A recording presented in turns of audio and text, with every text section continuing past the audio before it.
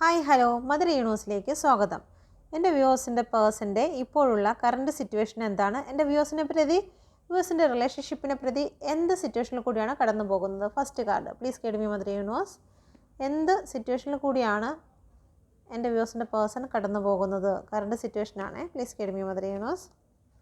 ഇപ്പോൾ നിങ്ങളുടെ പേഴ്സൺ ഒരുപാട് പെയിൻ സിറ്റുവേഷനിൽ കൂടിയാണ് കടന്നു പോകുന്നത്.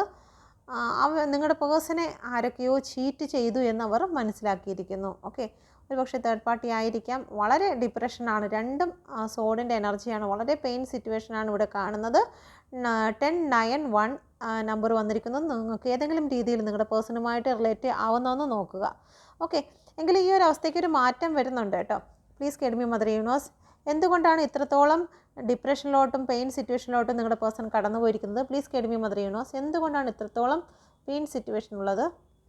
ഫാമിലി ഓർത്തിട്ടാണ് ഇത്രത്തോളം സിറ്റുവേഷൻ. ഒന്നുകിൽ അവരുടെ ഫാമിലി ആയിരിക്കാം, അല്ലെങ്കിൽ നിങ്ങൾ ഫാമിലി ആണെങ്കിൽ, നിങ്ങൾ മക്കളൊക്കെ ഉള്ള വ്യക്തികളാണെങ്കിൽ അവരുമായിട്ട് ഒരു ഫാമിലിയെ പോലെ അത്രത്തോളം വാല്യുബിൾ ആയിട്ടുള്ള ഒരു റിലേഷൻഷിപ്പാണ് നിങ്ങൾക്കുള്ളതെങ്കിൽ നിങ്ങളെ ഓർത്തിട്ടാണ് അവർ എത്രത്തോളം പെയിൻ സിറ്റുവേഷൻ അനുഭവിക്കുന്നത്.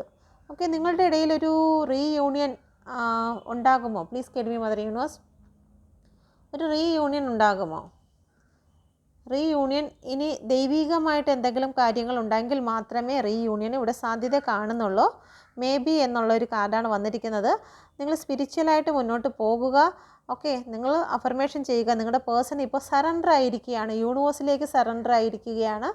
അതുകൊണ്ട് തന്നെ അവർക്ക് ഇപ്പോൾ ഒരു റീയൂണിയന് ഒരു ആൻസർ തരാൻ കഴിയുന്നില്ല. മേ ബി എന്നുള്ള ഒരു എനർജിയാണ് ഇവിടെ വന്നിരിക്കുന്നത്. Please guide me mother universe. എൻ്റെ വ്യൂവേഴ്സിൻ്റെ ഇപ്പോഴുള്ള കറണ്ട് സിറ്റുവേഷൻ എന്താണ്? എൻ്റെ വ്യൂവേഴ്സിൻ്റെ ഇപ്പോഴുള്ള കറണ്ട് സിറ്റുവേഷൻ എന്താണ്? എൻ്റെ വ്യൂവേഴ്സൻ ഇപ്പോൾ കടന്നു പോകുന്നത്